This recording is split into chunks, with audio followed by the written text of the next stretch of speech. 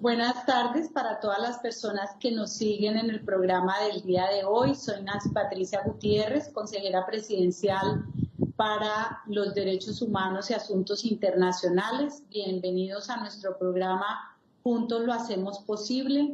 Recuerden ustedes que tenemos dos principios fundamentales, solidaridad y resiliencia, que son dos conceptos, dos palabras, dos conceptos importantísimos en esta época tan difícil por la que atraviesa la humanidad.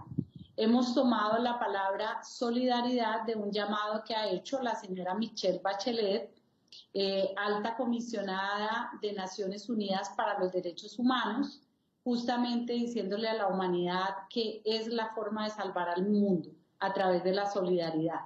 Y la resiliencia, que es un concepto del presidente de la República, doctor Iván Duque, quien hace permanentemente un llamado a toda la gente en Colombia para que, a pesar de las dificultades, retomemos el camino, pensemos en el futuro y logremos pasar estos momentos difíciles. En el día de hoy vamos a tener un programa muy especial. Es el cuarto capítulo hablando del derecho a la educación. Estamos hablando de los derechos económicos, sociales, culturales y ambientales, los llamados DESCA, como la opción de recuperar la visión de respeto que debemos tener todos los seres humanos en torno a los derechos humanos. Y por eso arrancamos con el primer derecho, la educación. Tuvimos una revisión con la ministra de Educación para hablar de la educación básica, la educación primaria, preescolar. Luego con el viceministro hablamos de la educación superior. Luego estuvimos hablando de la tecnología, la virtualidad en la educación, y ahora con ustedes vamos a hablar de la ciencia, la innovación en la educación y los desafíos que tiene el país. Nos acompañan en el día de hoy el doctor Clemente Forero, doctor en economía y una persona muy reconocida en el campo de la educación, la ciencia, la innovación. Además, hace parte de la misión de Sabios y nos va a compartir ahora sus experiencias. El doctor Rolando Roncancio, vicerrector de procesos académicos de la Universidad de La Sabana. Sabemos que también tiene una visión muy importante sobre los temas de ciencia y de innovación en la educación superior. La doctora Adriana Gutiérrez, fundadora de Sinnova. Ella es consultora independiente, que también con una gran experiencia y una formación en los temas de innovación. Y el doctor Wilfran Ferney Bejarano, quien es el vicerrector de investigación y posgrados de la Universidad de la Amazonía, con una experiencia de la provincia colombiana, de las regiones, y una visión muy importante en la actualidad, que es todo el tema ambiental y las experiencias que ustedes viven también en esta visión innovadora desde la universidad. Entonces vamos a empezar en el día de hoy con este cuarto capítulo, y el primer planteamiento lo hacemos sobre los desafíos que tiene Colombia en los términos de cómo vincular a la academia con los problemas reales, aplicando la ciencia y la innovación. Y le voy a dar la palabra en primer lugar al doctor Clemente Forero. Muy amable, doctora Nancy Patricia, por esta invitación y por esa pregunta realmente. Fíjense que la investigación ha jugado un papel importantísimo en el país. No tiene mucha visibilidad, es cierto, pero el papel que ha jugado ha sido fundamental.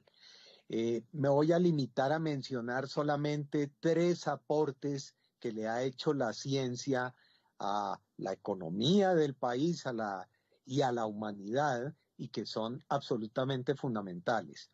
El primero fue, hace ya varias décadas, la variedad Colombia.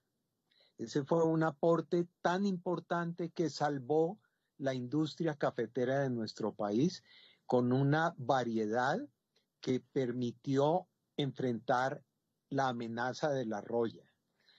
En segundo lugar, la válvula de Hakim, que es un es un legado de Colombia para la humanidad, del profesor Hakim.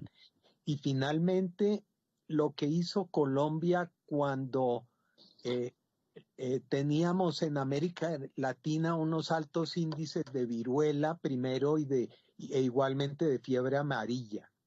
Colombia exportaba vacunas para la viruela, para la fiebre amarilla, a través de Becol también exportábamos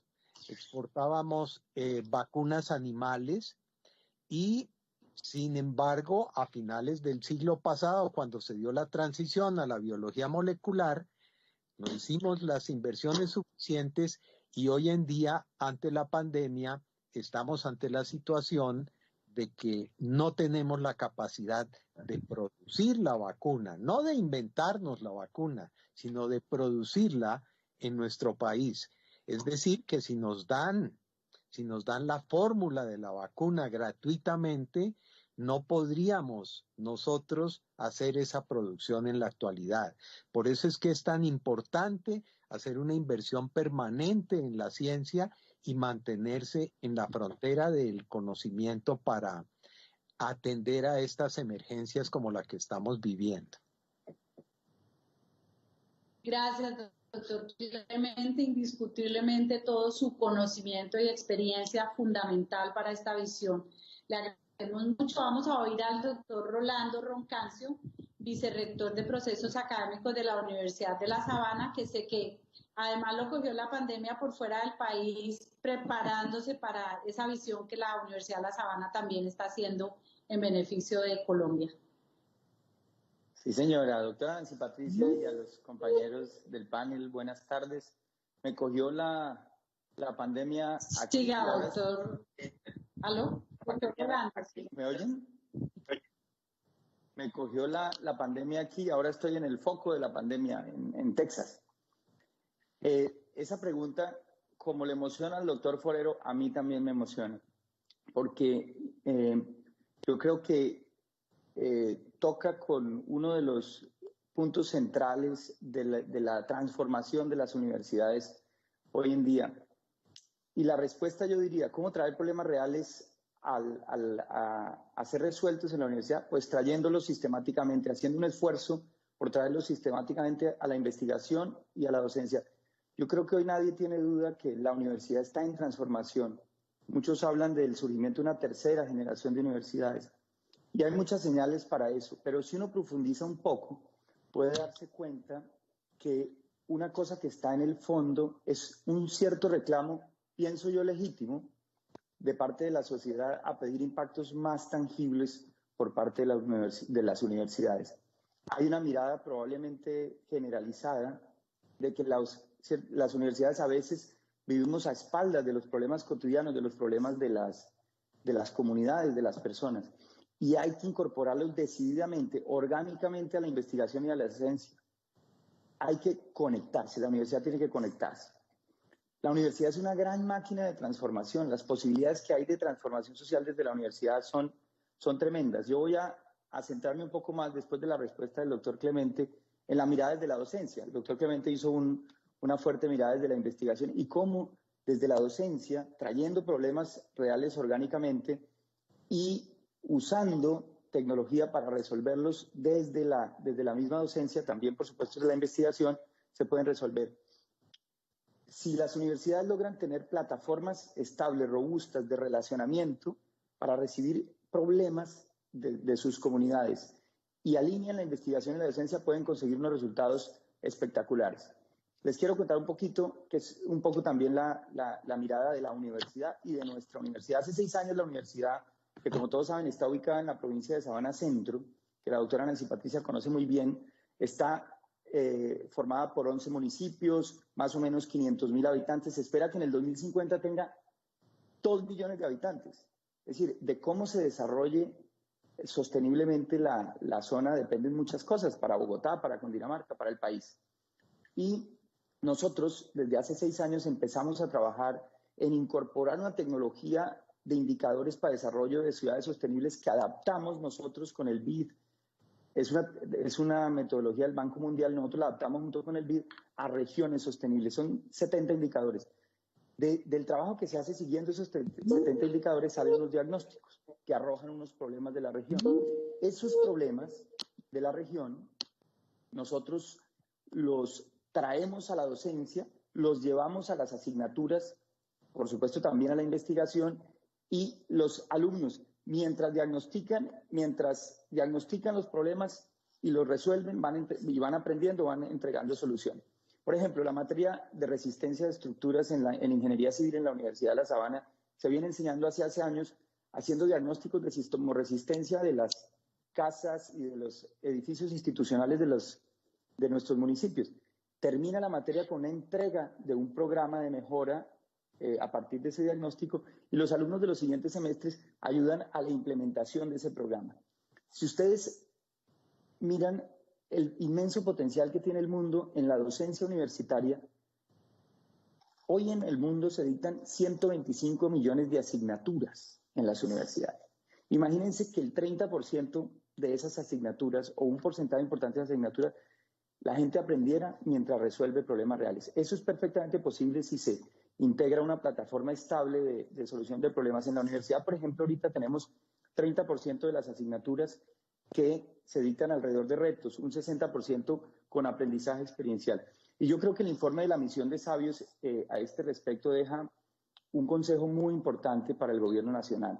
Al final del informe, la misión de sabios dice expresamente: las universidades tienen que ganarse la confianza de empresas, de organizaciones, de comunidades emprendedoras mediante la entrega de soluciones, y agrega este adjetivo que me parece muy acertado, doctor Clemente: visibles, porque muchas veces el problema es que las soluciones que damos en las universidades, el trabajo que hacemos, es muy poco visible para nuestras comunidades. Yo creo que hay una hoja de ruta muy importante para el gobierno impulsando esa estructura del documento de la misión de sabios. Mil gracias, doctor Rolando, extraordinario su aporte. Vamos a oír a la doctora Adriana Gutiérrez con su visión también de mujer emprendedora y además con una trayectoria en los temas de innovación. Adriana. Gracias, doctora Nancy Patricia, y gracias a todos los panelistas.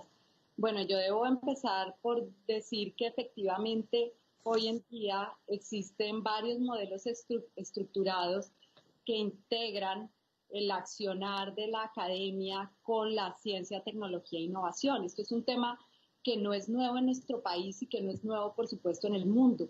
Son muchos modelos y procesos que han venido desarrollándose a lo largo del tiempo para precisamente entender que la academia, que las universidades juegan un rol estratégico dentro del accionar del desarrollo y, por supuesto, de la activación de procesos en materia de ciencia, tecnología e innovación. Sabemos, por ejemplo, en el caso de la configuración de algunos elementos claves como el extensionismo tecnológico, los parques tecnológicos, han sido herramientas que han utilizado varios países para poder acceder específicamente a procesos que integren de manera coherente y con unos objetivos muy claros los procesos y las dinámicas que tiene la universidad en materia de ciencia, tecnología e innovación en el accionar de la vida cotidiana y, por supuesto, del desarrollo. Sin embargo, la clave está en el cómo. Cómo se resuelven las necesidades, cómo se resuelven las oportunidades locales, cómo se atiende también a las empresas y a los pequeños empresarios o emprendedores en esas dinámicas, es definitivamente el reto que tenemos como país. No podemos desconocer que hay muchos ejemplos a nivel mundial de lo ocurrido en estas dinámicas, y nuestra misión y nuestra quizás objetivo final está en desarrollar y en crear unas soluciones concretas que articulen el accionar de la academia en esas necesidades. La universidad es un think tank natural, espontáneo, que se une a espacios de co-creatividad, de innovación, de investigación, porque acumula conocimiento y por lo tanto pueden ese conocimiento expresarse en la solución de problemas. Entonces allí es donde tenemos ese reto efectivo de encontrar las soluciones de acuerdo con las realidades locales o con las realidades y potencialidades que tenemos en una organización, en un territorio o en general en cualquier ámbito donde queramos desarrollar esta clase de iniciativas. Entonces, creo que muy importante valorar aquellas experiencias y ponerlas en un contexto nacional que de cara a esas oportunidades y también necesidades que tenemos. Gracias, doctora Adriana. Igual la información para ustedes. Adriana es mi hermana y a quien le he oído durante sus años de vida profesional hablar de estos temas importantes y por eso la invité a que nos acompañara en este panel. De igual manera vamos a oír entonces al doctor Wilfran Ferney Bejarano para que nos cuente esa visión desde la Amazonía y desde la universidad que tantos esfuerzos hace por poder además formar todo un capital desde Colombia y desde la Amazonía para tener innovación y para usar la ciencia y la tecnología al servicio de la educación. Doctora Nancy Patricia, un cordial saludo desde Florencia, Caquetá, de la comunidad universitaria de la Universidad de la Amazonia, en cabeza del señor rector Fabio Buritica Bermeo, y a cada uno de los panelistas. Quiero agradecer también estar presente en este momento. Para responder esta pregunta es muy importante un aspecto que la universidad tiene como responsabilidad de la academia, de la investigación y de la proyección social, y es el diálogo entre las partes. ¿Por qué? Porque a pesar de que las universidades dentro de su orden jerárquico, que está el Consejo Superior Universitario, hay un miembro del sector productivo, ahí tiene que haber una mayor sincronía con lo que la sociedad está demandando. Entonces, por ejemplo, en las tesis de grado o las tesis de posgrado, tienen que estar acordes con las problemáticas de la región. Nosotros, desde la Universidad de la Amazonia, pues en varios departamentos tenemos sedes.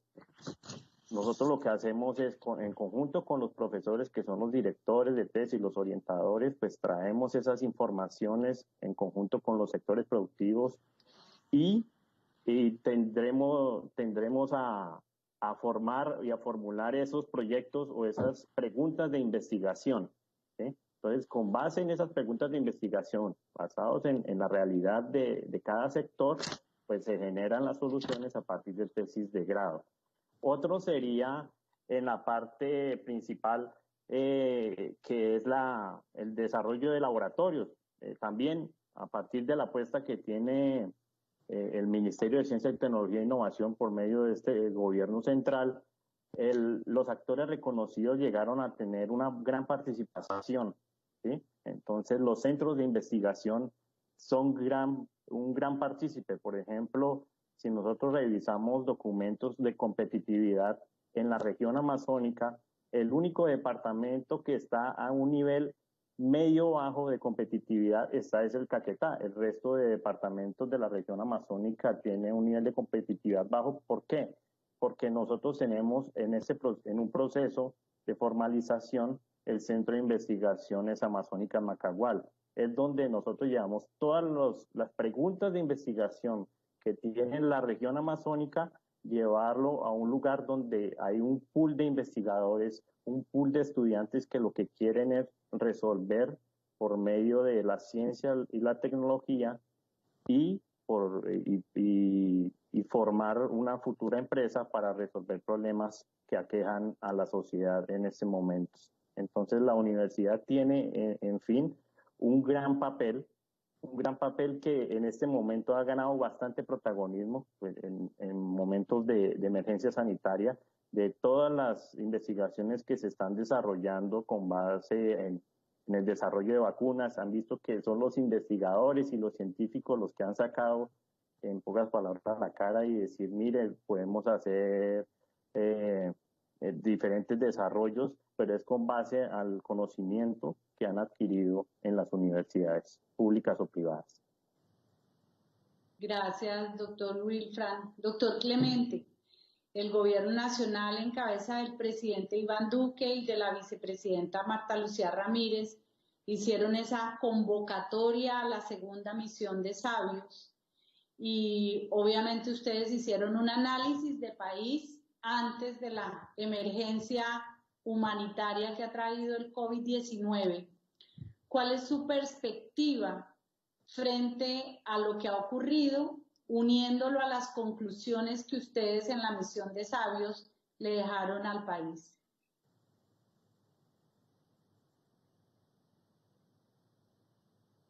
El micrófono, doctor Clemente. El micrófono. Sí, gracias. Muchas gracias. Yo creo que las recomendaciones que hicimos en la misión se fortalecen con esta situación de pandemia. El llamado que se hizo, por ejemplo, a hacer un esfuerzo continuado y firme en ciencia sigue siendo muy importante. El llamado a establecer una interfase, o sea, una conexión entre los centros donde se hace investigación en las universidades y otros centros e institutos muy importantes que tiene nuestro país y la industria igualmente se fortalece, como lo explicamos en la respuesta anterior. Yo creo que una recomendación de consenso que hizo la misión, una recomendación central, fue precisamente universalizar la educación. Me llamó mucho la atención la intervención del doctor Wilfran Ferney, porque esa situación que él describe desde las regiones estuvo presente en todas nuestras deliberaciones. Nosotros estamos convencidos que a la vez que debemos tener unas políticas que vayan del centro hacia la periferia, debemos tener en la periferia los espacios suficientes para que haya una participación de las poblaciones, que se reúnan con los académicos y que expresen lo que son las necesidades de esa región para desarrollarla a partir del conocimiento. La propuesta general que hace la misión es esta, es transformar al país. Nosotros no podemos seguir una senda de crecimiento como la que traíamos. El crecimiento de nuestro país se desaceleró en el curso de las 3 últimas décadas. En los últimos 30 años crecimos a un promedio de 3%, 3.2%, cuando entre el 50 y el 80 del siglo pasado estuvimos creciendo a más del 5%. Y necesitamos ese crecimiento, pero igualmente necesitamos equidad. Y para que esas dos cosas sean compatibles, es necesario que transformemos a nuestro país. Y esa transformación es la propuesta central que hace la misión. Y el instrumento para lograrlo, para hacer compatibles equidad con crecimiento, es precisamente la educación. Por eso estamos proponiendo, pero a largo plazo, que se universalice en nuestro país la educación de los niños de 0 a 5, niños y niñas de 0 a 5 años.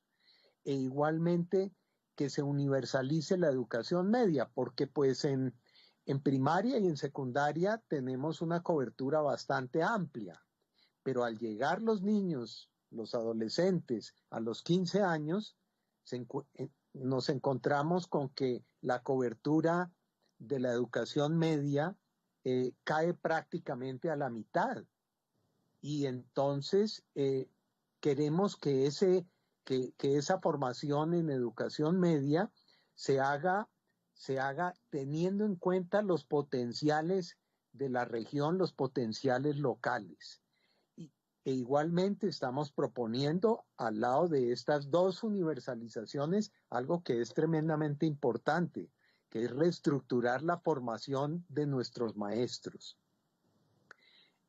los maestros de nuestro país sufren de dos aislamientos, muchos de ellos, algunos no, pero muchos de ellos están aislados con respecto a la comunidad en la cual están trabajando y aislados con respecto a la cultura. Y dentro de esta cultura está la ciencia. Lo que estamos proponiendo a través de una serie de estrategias que están muy claramente definidas y que están comenzando a funcionar en este momento, ya el departamento de Caldas aceptó hacer unos proyectos piloto para estas universalizaciones que estamos proponiendo y para la formación de maestros en sus planes de desarrollo. Y estamos también en conversaciones con Bogotá y queremos llegar a la Amazonia, queremos llegar a la Guajira y a la Orinoquia, igualmente con programas piloto que nos permitan experimentar y conocer mejor cómo puede ser esta universalización.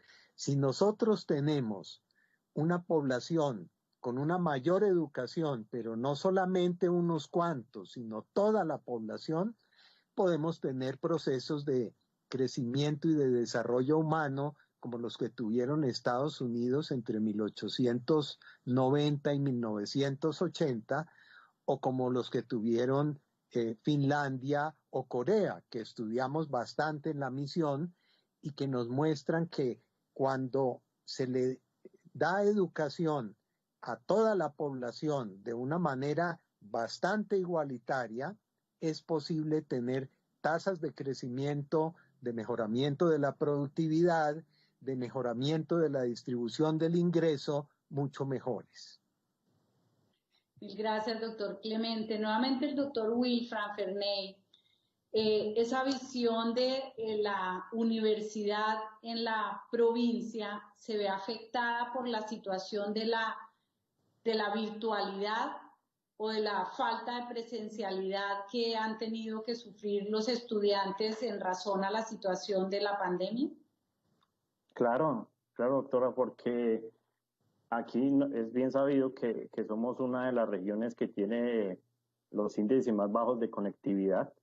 Eso ha afectado bastante el tema de la virtualidad, porque el tema de la virtualidad es algo que está presente principalmente. Nosotros tenemos programas de educación a distancia, ¿sí? Pero para decirle a un profesor que tiene su didáctica de manera presencial, decirle no, ahora de manera espontánea se va a desarrollar sus clases de manera virtual, ha sido un proceso de adaptación muy arduo, tanto para el profesor como para el estudiante, porque el tema de la virtualidad deja de lado esa interacción cara a cara, ver la dinámica de la clase.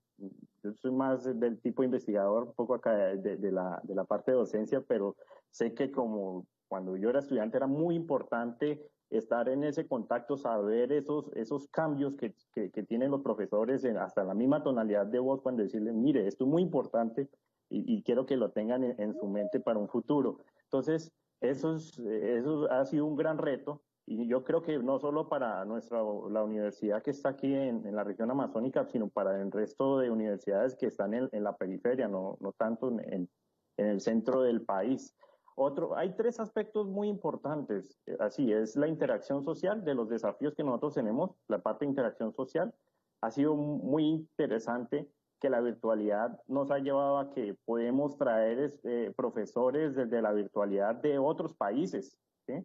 Estudiantes que antes era muy difícil entrar en contacto, pues que tendrían que hospedarse aquí y tener un cuarto para poder asistir a sus clases, pues estar desde su casa. Hasta los mismos padres participan en las clases, se quedan sentados y escuchan qué es lo que el profesor está dando durante su clase. Eso es bastante importante. Pero el tema es que faltan herramientas tecnológicas. Nosotros tenemos laboratorios y ha sido muy difícil el desarrollo de la parte práctica, de investigación, ¿sí?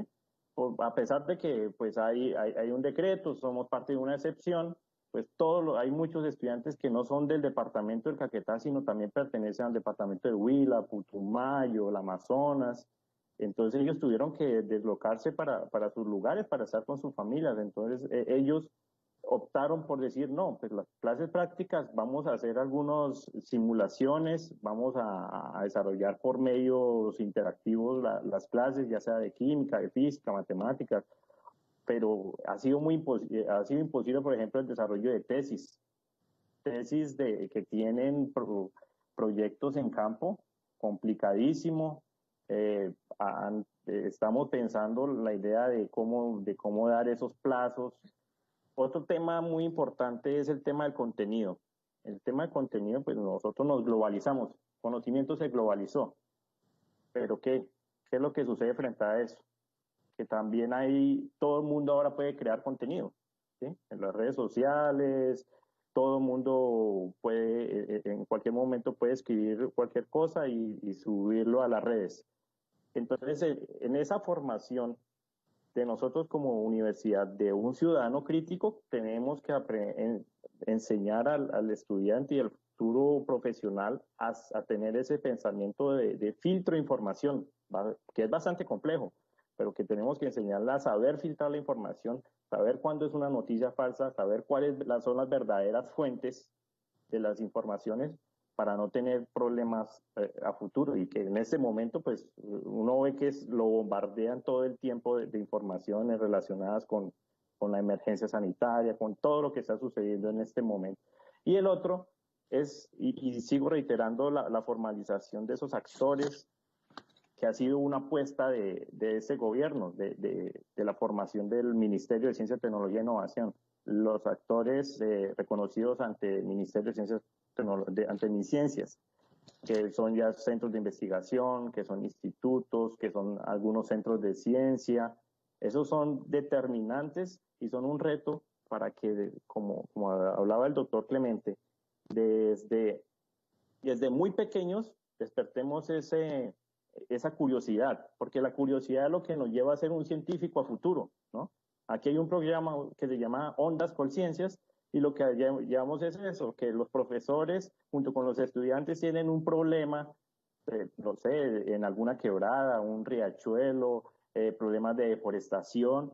Ellos desarrollan una propuesta, nosotros por medio de ese programa Ondas por Ciencias se les brinda un apoyo, un auxilio económico, y ellos desarrollan el proyecto, ¿sí? Entonces, desde muy pequeños tienen ese pensamiento de investigación. Eso es, digamos, el sueño de todo científico, de que usted pueda ver el desarrollo de su, o hasta cuando el profesor es un mentor, ve el desarrollo del estudiante hasta que puede ser hasta desarrollar más cosas que él, y todo gracias a una semilla que le plantaron en la cabeza, y que ahora pues es un investigador o es un profesor o un ministro, no sé. Entonces eso es muy importante, esos retos que la universidad tiene en regiones como la región amazónica. Gracias, doctor Wilfran. Bueno, vamos a preguntarle a la doctora Adriana también esa visión de el uso de la innovación social en la educación, además de la experiencia académica que hemos oído, la innovación social, ¿qué es dentro de la educación? Bueno, yo creo, doctora Nancy Patricia, que es importante revisar dos aspectos. El primero, cómo la innovación impacta en la educación, y lo segundo es cómo la educación impacta en la innovación. Y son dos aspectos distintos, porque hemos venido viendo a lo largo de estos años que efectivamente las diferentes dinámicas y tecnologías, como es el caso de la inteligencia artificial o el machine learning, están cobrando una fuerza muy importante dentro de los sistemas educativos. Normalmente la ciencia, tecnología e innovación para la educación busca mejorar la calidad educativa y busca mejorar el acceso de la educación a partir de modelos de tecnológicos que complementan los espacios dados por la formación o por los o por los mismos contenidos que establece el sistema. Sin embargo, lo que hoy vemos es que esas oportunidades tecnológicas están desplazando muchos conceptos que anteriormente eran tradicionales. Así, por ejemplo, hace poco tuve la oportunidad de recorrer un colegio en México donde tenían un sistema de aprendizaje y estaba integrado al colegio. Cuando uno entra al colegio es normal, tiene unos alumnos que están conectados a un sistema y este sistema lo que permite es leer por cada alumno cuáles son sus habilidades, cuáles son sus características y también oportunidades de mejora que hacen que les permita proveer ciertos contenidos o ciertos accesos que luego el estudiante va a transformar en dinámicas propias de aprendizaje. Así entonces, cuando uno le pregunta a uno de estos niños cuántos libros has leído durante el semestre, el niño responde perfectamente: he leído 20, 30 libros, porque el sistema está diseñado para leer cuáles son esas habilidades que tiene este pequeño y cómo debe a su vez reaccionar a ellas. Y esto es la confluencia de una serie de factores que lleva a la ciencia, tecnología e innovación a mejorar el sistema educativo e incluso a hacerlo disruptivo. Hoy pensamos en que va a cambiar, es decir, el sistema educativo va a cambiar y va a generar una serie de dinámicas muy diferentes a las que estamos acostumbrados. Sin embargo, también debemos ver que la educación está de cara y favorece la ciencia, tecnología e innovación.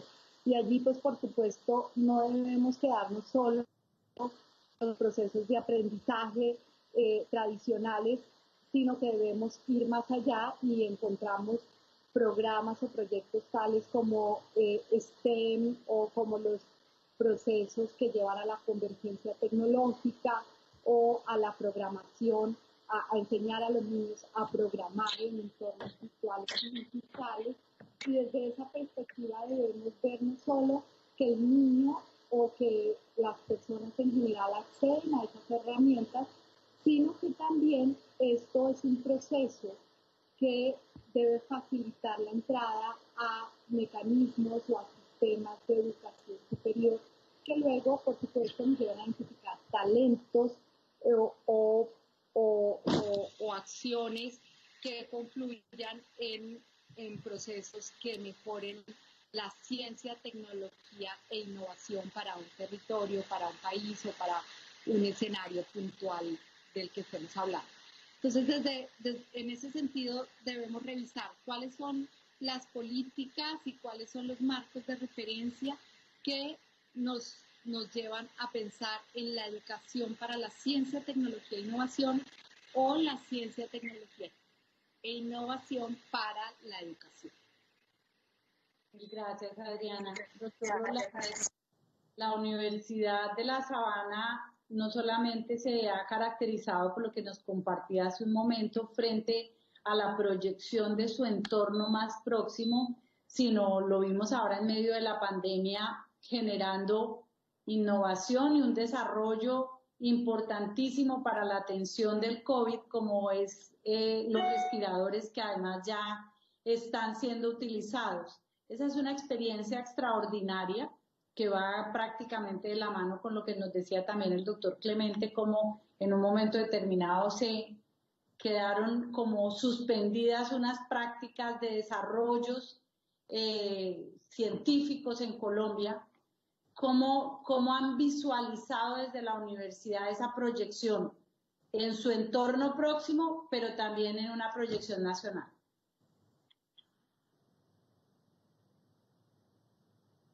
El micrófono, doctor Rolando. A todos nos ha pasado más de una vez esta semana, con seguridad. Decía que efectivamente ahí hay un reto y una oportunidad enormes. Creo que si algo nos hemos ido haciendo conscientes en las últimas décadas con el tema de la megatendencia de la sostenibilidad y otras fuerzas, es que el imperativo fundamental para poder innovar y por tanto para poder generar crecimiento intensivo en las economías, etcétera, es la colaboración. Y esta experiencia de los ventiladores de la universidad es, yo creo, una historia de eso, de cooperación radical.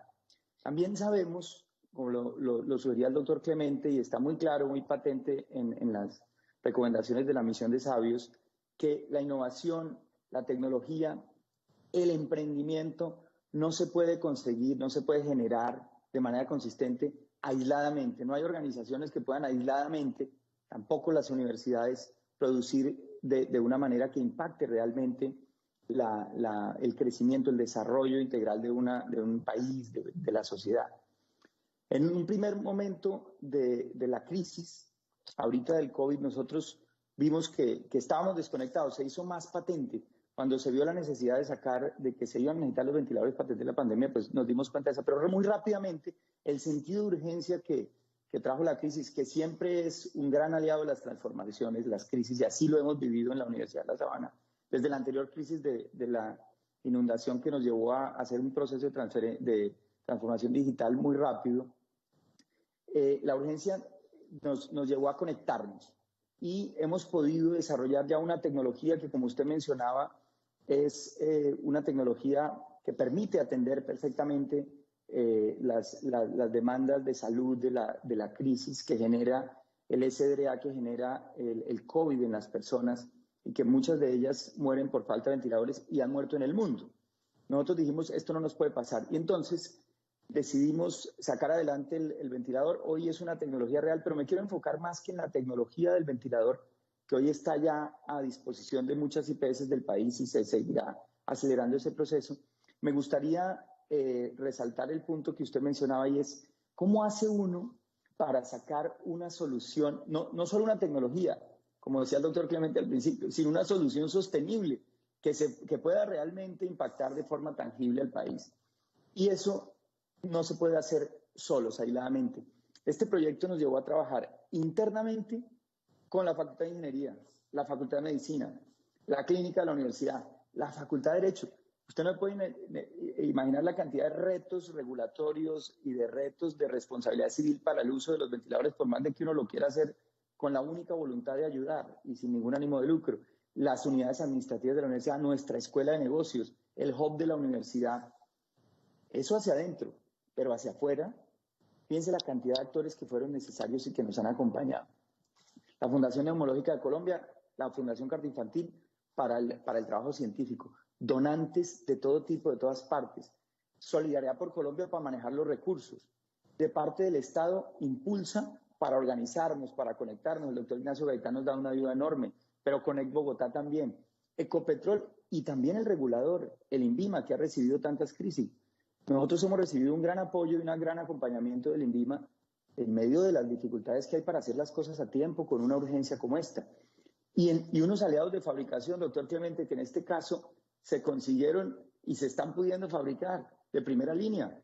Indumil, Challenger, con unas capacidades de fabricación enormes. Hemos tejido toda la cadena de suministro hacia atrás. Expertos de la industria como el Grupo Amarey.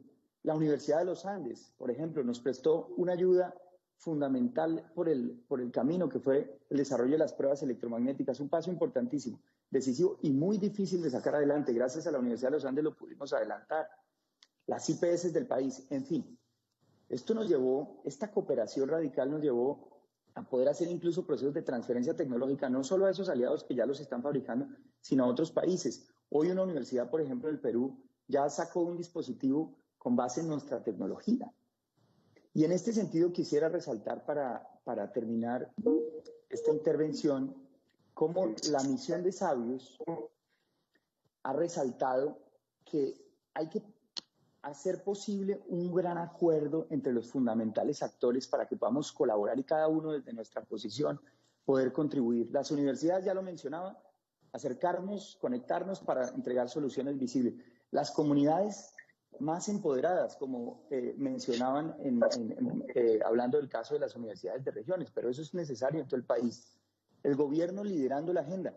Nosotros ya tenemos una agenda de ciencia y tecnología en el país y está en ese documento. No vamos a conseguir uno mejor.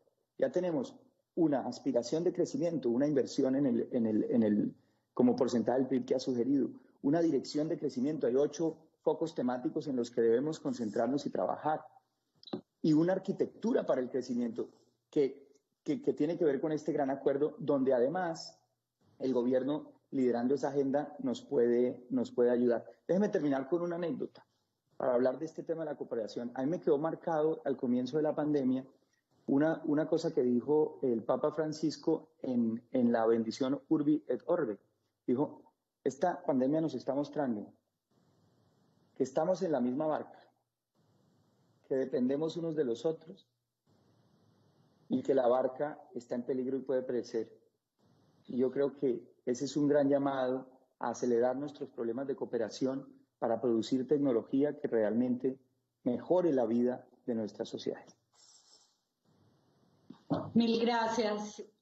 Yo creo que el reto grande que tiene la Universidad de la Amazonia en medio, no solamente de la pandemia, vivieron de cerca una crisis en que colapsó la prestación del servicio de salud, pero además en medio de la deforestación mundial y acelerada en Colombia, con unos retos muy grandes a nivel de país, a nivel global, frente a estos desafíos, ¿cómo puede de verdad la universidad proyectar esa innovación para 2 temas que han generado una crisis muy grande en el entorno universitario?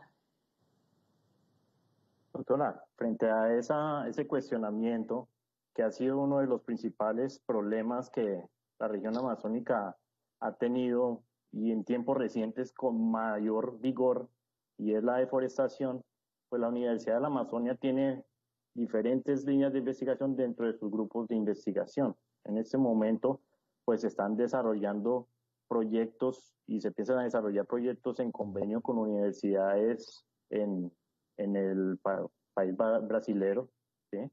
Con el fin de caracterizar muy bien cómo son esos cambios a nivel de stock de carbono, de almacenamiento de carbono, porque ¿cuáles son las principales fuentes o las principales formas de deforestación? Es principalmente para la ganadería extensiva. Indudablemente la ganadería ha sido uno de los principales causantes de deforestación en el país. La idea es que por medio de diferentes estrategias, que también tenemos grupos de investigación en sistemas integrados, silvopastoriles, la agroforestería, se puedan desarrollar y se pueda transformar la ganadería de una ganadería extensiva a una ganadería intensiva, a una ganadería de bajo consumo de carbono, a pesar de que los animales están también teniendo emisiones de metano, las aplicaciones no controladas de fertilizantes nitrogenados también llevan a emisiones de gases de efecto invernadero. El uso de la ciencia y el uso de desarrollo de técnicas para evaluación lo que conlleva es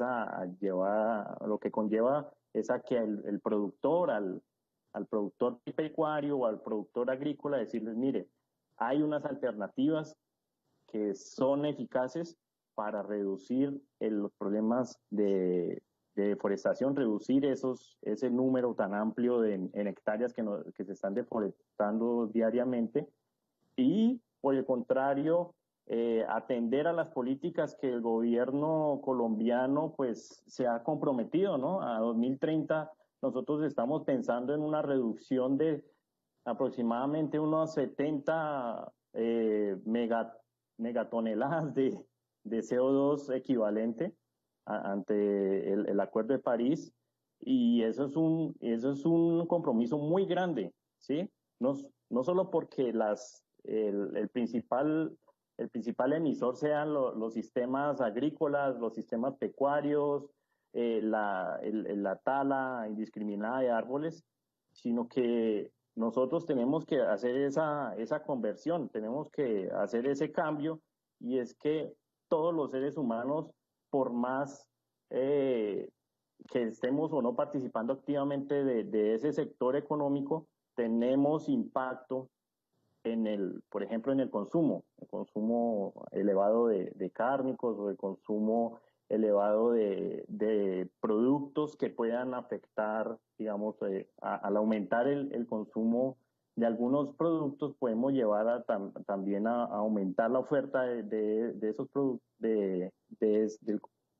productos y por ende, pues mayor consumo de fertilizantes. Entonces, lo que queremos es llevar al uso racional de los productos, a decirles que hay nuevas estrategias de producción, no decirles no, tienen que eliminar la ganadería, eso créeme que es algo imposible, ¿sí? No queremos también cambiar culturalmente los hábitos alimenticios de las personas, pero sí saber que el ser humano tiene la decisión de decir voy a consumir este producto porque proviene de un lugar que tiene buenas prácticas agrícolas, buenas prácticas de manejo, o que esta madera que yo estoy consumiendo en un mueble viene certificada por un lugar que es producido y que no tiene problemas de ilegalidad de portarla de madera. Entonces, eso depende en sí. Lo que queremos llevar es a que la ciudadanía, a que los profesionales nos ayuden a que se debe tomar una conciencia, ¿sí? Entonces, todos esos proyectos estamos desarrollando de los diferentes grupos de investigación que se están liderando en la Universidad de la Amazonia y que en conjunto con otras instituciones también nos están ayudando. Pues las Sinchi nos está ayudando bastante en ese desarrollo, trabajando con productos naturales de frutales amazónicos, que también es otra alternativa al desarrollo de todos esos cultivos de origen amazónico que nosotros tenemos y que tienen un gran potencial a nivel industrial, a nivel farmacéutico, a nivel alimenticio. Entonces, todos esos proyectos también que nosotros estamos buscando financiación por el Sistema General de Regalías, por cooperación internacional, estamos trabajando arduamente para que esos índices de deforestación cada vez menores y podamos cumplir a cabalidad con los compromisos que el gobierno colombiano tiene para reducir las emisiones de CO2 al planeta. Gracias, doctor Wilfran. Bueno, doctor Clemente, usted nos ha puesto dos temas que son eje fundamental del gobierno del presidente Iván Duque. Usted habla de crecimiento y equidad. Y en estos últimos días, precisamente el 20 de julio, el presidente hizo una propuesta encaminada a buscar cómo vamos a recuperar el empleo y cómo vamos a lograr ese crecimiento económico del cual usted nos hablaba.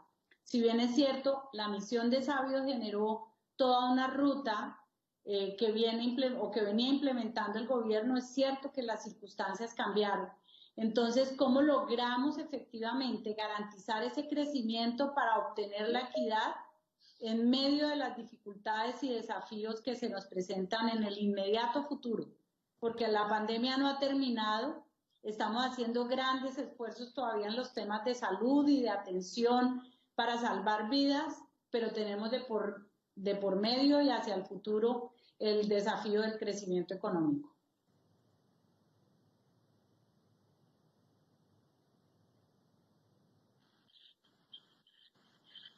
Bueno, yo creo que esa es una pregunta muy importante y le voy a decir lo siguiente.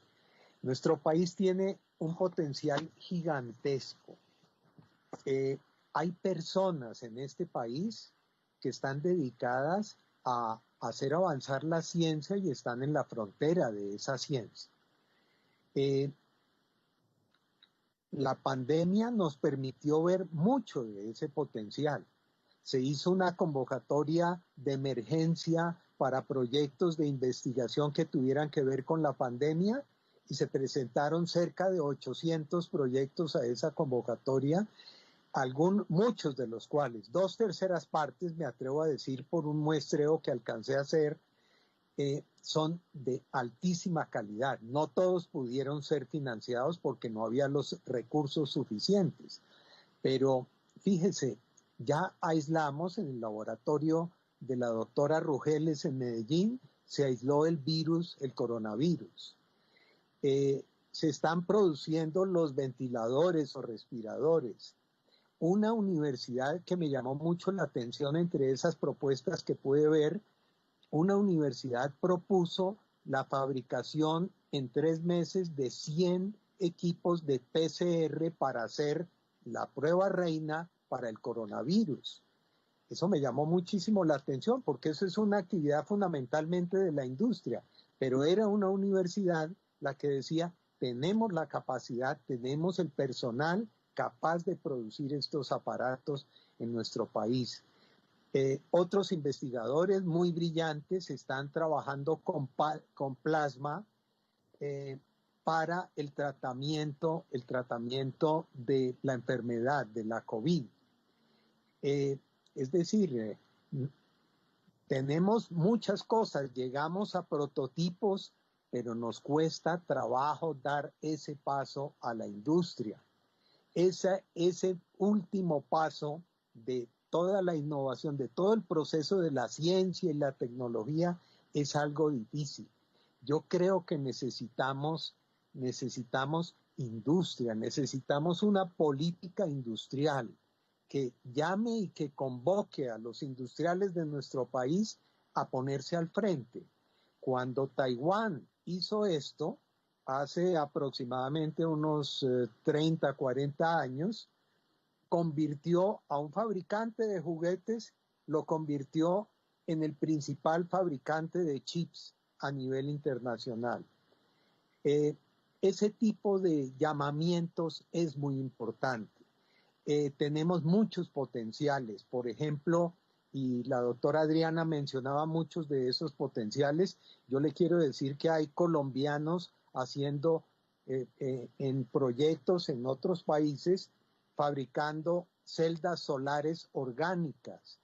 Hay colombianos en computación cuántica, como Ana María Rey, una miembro de la misión de sabios. Igualmente, estamos diseñando partes de chips que en otros países se están integrando para hacer el Internet de las cosas. Somos fuertes en microscopía. Tenemos gente trabajando en biología sintética, en holografía y óptica avanzada. Estamos exportando a la China máquinas para hacer holografía. Eso es algo importante, pero no hemos logrado convertir eso en un potencial económico y a la vez dentro de un criterio que siempre debe ser el de la sostenibilidad. Hay un ejemplo interesante de país, Costa Rica. Costa Rica está exportando en la actualidad 27-28% de sus exportaciones son productos médicos, productos que son insumos o equipos médicos. Ese es uno de los renglones en los cuales la misión identificó que había también un gran potencial. Lo importante de todo esto es insistir en que el esfuerzo debe ser permanente. En estos momentos, seguramente ustedes han escuchado el presupuesto de ciencia, tecnología e innovación se cayó un 28% para el año entrante, pero yo estoy seguro que el presidente va a corregir eso muy rápidamente porque él está muy comprometido realmente con estos propósitos. Y creo que mantener esos esfuerzos permanentes y en todo momento es lo fundamental. Pero sí, como le decía, necesitamos una política industrial y una política de hacer que la ciencia dialogue con la industria en nuestro país, con la industria y la agricultura, obviamente, como es el caso de la Amazonia. Mil gracias, doctor Clemente. Bueno, voy a pasar, ya nos queda muy poco tiempo, pero voy a pasar a una última pregunta, Adriana. ¿Cómo desarrollar ambientes educativos desde edades tempranas para estimular la creatividad e innovación en las áreas de conocimiento? Una respuesta muy breve, porque ya se nos acabó el tiempo. Sí, gracias, doctora Nancy Patricia. Pues bueno, realmente ese es un tema que está muy ligado al sistema educativo, a la educación inicial. Como ya lo había mencionado anteriormente, la ciencia, tecnología e innovación está también al servicio de la educación. Y cuando hablamos al servicio de la educación es que vemos con todos estos adelantos de la cuarta revolución industrial que efectivamente se concentra en la educación inicial, en la educación básica y media y por supuesto en la educación superior. Y hace poco tuve la oportunidad de tener una conferencia sobre los impactos de la cuarta revolución industrial en la educación inicial, que está principalmente orientada a los niños de 0 a 5 años, y vemos cómo efectivamente la tecnología allí también surte un rol muy importante y que es un rol que es muchas veces espontáneo, es decir, no responde solamente a la dinámica de un establecimiento educativo o de cuidado hacia los menores, sino que también son los mismos padres y el ambiente los que llevan a que estos chiquitos en esas edades tempranas tengan unos accesos, un acceso inmediato y permanente a la tecnología. Entonces la clave está en poder establecer unos vínculos hacia la pedagogía, hacia cómo también los docentes deben instruir a los padres y deben instruir a la comunidad en esa clase de accesos, qué tipo de oportunidades se encuentran en poder respaldar las dinámicas de cuidado y de protección para esos menores. Es muy importante resaltar que efectivamente hoy existen muchas maneras de hacerlo, que hay muchas metodologías, que hay sistemas educativos que así lo promueven y que indiscutiblemente vamos cada día a encontrar mucha más diversidad en esas oportunidades en el mercado a nivel educativo.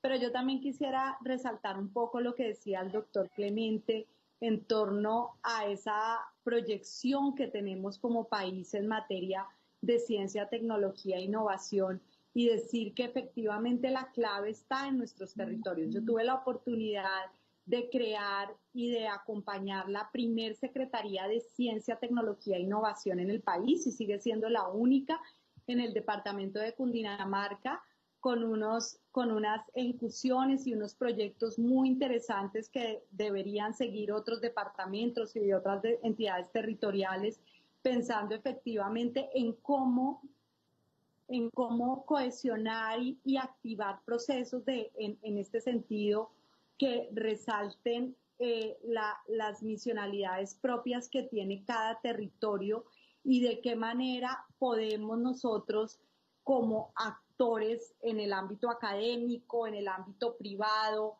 en el ámbito lógicamente público, generar unas dinámicas de acción. No podemos seguir pensando que la ciencia, tecnología e innovación responda al funcionario de turno, al funcionario que puede establecer unas articulaciones o unas conexiones interesantes y puede desarrollar o puede generar unos resultados importantes para la comunidad, sino debemos propender y permitir unos sistemas de articulación y conexión permanentes para la comunidad. Y allí está la clave, está en poder liderar y empoderar a nuestra comunidad en torno a lo que es la ciencia, tecnología e innovación. Hicimos investigación aplicada con las comunidades, con los pequeños productores, con las problemáticas locales, y allí es donde está específicamente esa necesidad con la que debemos conectar de la mano con la academia. Y la clave está en poder hacer una transferencia con esa observancia, con esa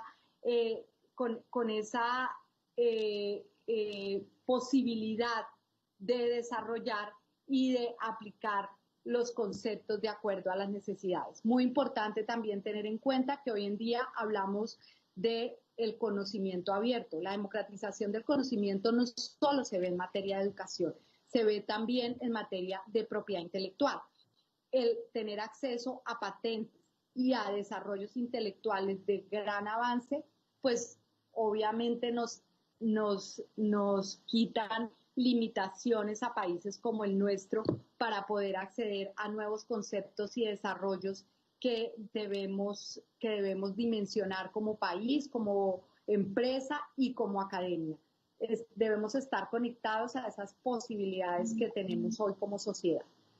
Gracias, Adriana. En 2 minutos, doctor Wilfran, ¿es factible generar esa relación de emprendimiento desde las zonas más apartadas en el país?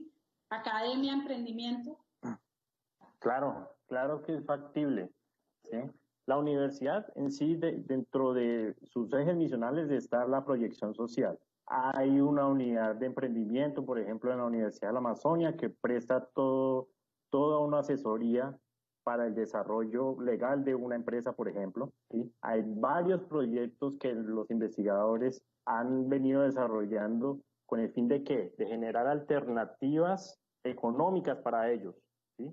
Que no sea la deforestación, por ejemplo, que sea el desarrollo de ecoturismo. Hay bastantes proyectos de ecoturismo que la universidad está liderando y que está haciendo también los mismos proyectos de investigación, hacer toda la parte de cuáles son las mejoras en la calidad de vida de las personas de comunidades indígenas, por ejemplo, que están participando en veredas alejadas, por ejemplo, del municipio de Solano, que es uno de los municipios más grandes del país y que es Amazonía colombiana y que tiene que uno transitar por vía fluvial para llegar a esos corregimientos. Allá se encuentra la universidad apoyando esos procesos para decir que sí es posible, de que hay posibilidad de que regiones apartadas, de que a pesar de que puede que no tengan todas las necesidades básicas satisfechas, pueden tener como una luz y poder desarrollar empresa, ¿sí? De que personas de mismos ciudadanos colombianos podamos decir, bueno, voy a conocer la Amazonas colombiano y voy a ir a unos lugares alejados donde hay diferentes especies de aves, por ejemplo. Hay bastantes aves y hay muchísimas personas que tienen ese hobby para la observación de aves, para encontrar de pronto una nueva especie. Hay lugares que no, esos lugares son tan interesantes así para la investigación o también para esos desarrollos económicos que no se han encontrado. Hay varias especies que se están identificando en estos momentos y que la universidad está apoyando y que la misma comunidad está apoyando también, ¿sí? Los mismos profesores, los mismos investigadores le están enseñando en la identificación de aves, de identificación de flora, ¿sí? En la identificación de nuevos mamíferos, de primates. Hay un proyecto bastante interesante con primates. Entonces, es importantísimo que la universidad como actor del Estado ayude a que esas comunidades alejadas puedan tener la posibilidad de desarrollar su economía en una actividad legal, ¿sí? Gracias, doctor Wilfran. Ya me indican aquí que nos quedan los 2 últimos minutos. Será el doctor Rolando quien cierre y además que nos diga cómo de verdad logramos transformar desde la academia con la innovación la economía colombiana. Me encanta esa pregunta. Déjeme dar un centro y 3 ideitas. Una, yo creo que a lo que está llamada la universidad de hoy, la universidad de tercera generación, es a dar la última milla, a acompañar esa última milla, a ser una universidad emprendedora, a hacer lo que el doctor Clemente dice, oiga, pero producimos innovación, pero no la convertimos en solución estable. Y el puente entre esas dos cosas es realmente conectarse con el emprendimiento. Hay que conectarse más. Tenemos una gran oportunidad porque hoy el paradigma también de la innovación corporativa, de la innovación de las organizaciones, es el de la innovación abierta. Las empresas están abiertas, están abriendo sus sistemas de innovación y hay una oportunidad enorme en las universidades la universidad es probablemente la institución social que tiene más capacidades instaladas, más variedad de capacidades. Ese es su diferencial institucional y tiene que aprovecharlo bien, conectándolo, poniéndolo al servicio de la sociedad. Ustedes recuerdan que les conté, esta es la segunda idea, lo de las clases de la sismoresistencia de las casas. ¿Saben cómo se da la materia hoy? gracias a la tecnología, gracias a ese conectarse con las empresas, gracias a ese caminar la última milla, querer realmente estabilizar la solución. Hoy, esos diagnósticos los hacemos con drones, con cámaras y con Watson, con la inteligencia artificial de IBM, después de un trabajo conjunto. Es que si se quiere realmente resolver, si se palpa el problema, si acercamos los problemas a la universidad, están los estímulos y las capacidades de la universidad para que se dé esa última milla y se resuelvan. Y hay un camino muy interesante que las universidades y el mundo está explorando y que hay que incrementar. En la universidad ya contamos más de 60 para este semestre, que son los hackathons. Son formatos de innovación y solución de problemas fundamentados en tecnología que obligan a trabajar con gran velocidad, como la pandemia nos ha obligado a trabajar, y producir soluciones tangibles, soluciones visibles, como dice la misión de Sabios. Yo creo que hay unos caminos maravillosos y hay una nueva primavera para las universidades en ese sentido.